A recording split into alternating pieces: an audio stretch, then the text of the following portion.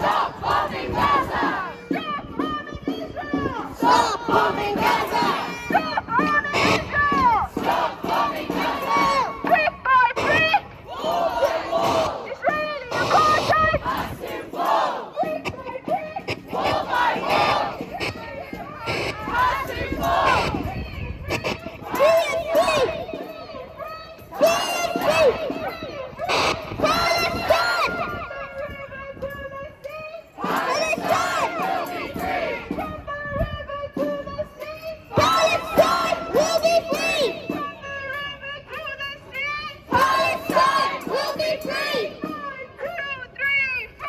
Occupation no more! 5, 6, 7, 8! Israel is a terrorist state! 1, 2, 3, 4!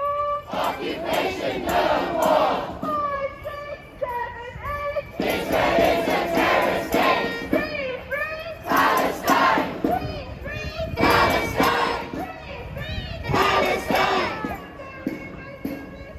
Palestine will be free! Palestine will be free. Palestine will be free.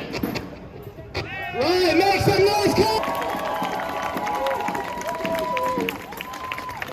Next speaker for the day is Mr. Adam. Make some noise for Mr. Adam, please.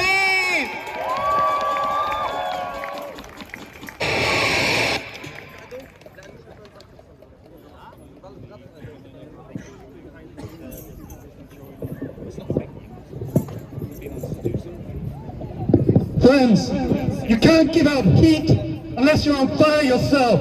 Well, let me tell you, I'm on fire and I want change.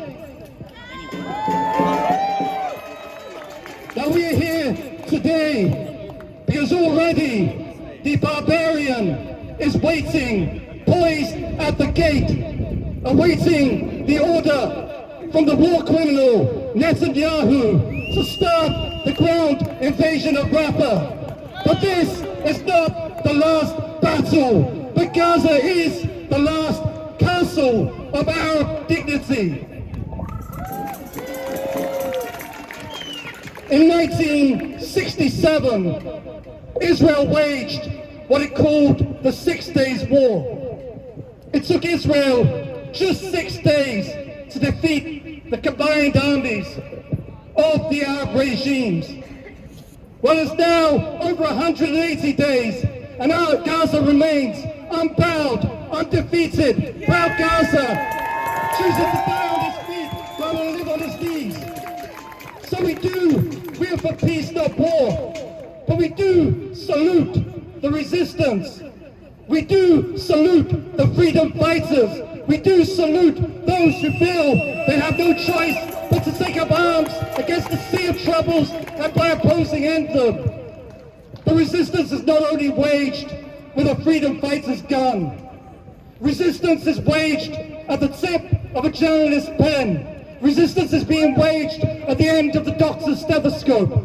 There are journalists, Palestinian journalists, who have seen their family exterminated, who have seen their homes bombed into pieces, and yet they still put on their blue vest saying press, and they go out onto the front line to let the world know what is happening in Gaza.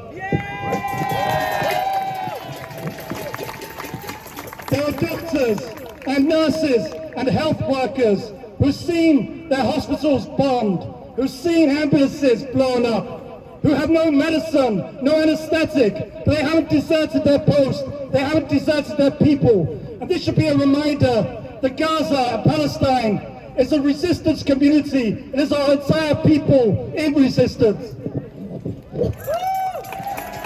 And resistance is also the child in the rubble and the ruins of Gaza who is still able to laugh and play. Resistance is the mother who uses her own body to protect her child from the forces of destruction. Resistance is the father who one day, with his own bare hands, brick by brick, wall by wall, will rebuild Gaza after this apocalypse.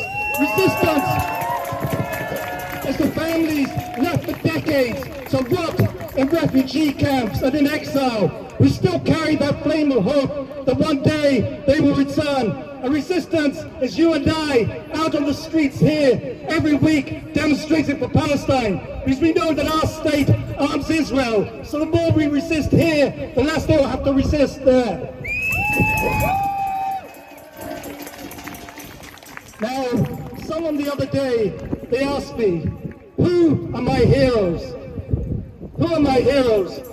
Well, I don't believe in heroes.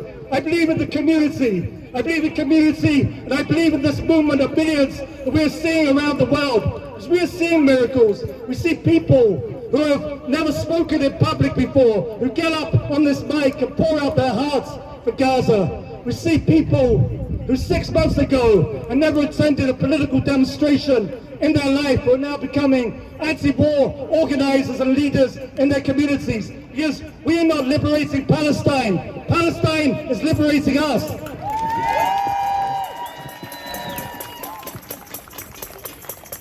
Now I just want to say one last thing before I sit down. I think all of us, we come here week after week because we have felt a call to conscience. We want to live our lives directed towards others. We want to have that sense deep in our hearts before the worms get us, that we've done our bit to leave the world a little bit better than we found it. We want to stop the genocide in Gaza. And so I think all of us have to make an effort now to live our lives more intensely, to become larger than life, to become the best versions of ourselves that we could possibly be. Because if I don't burn, and you don't burn, if we don't burn, how can we turn the darkness into light?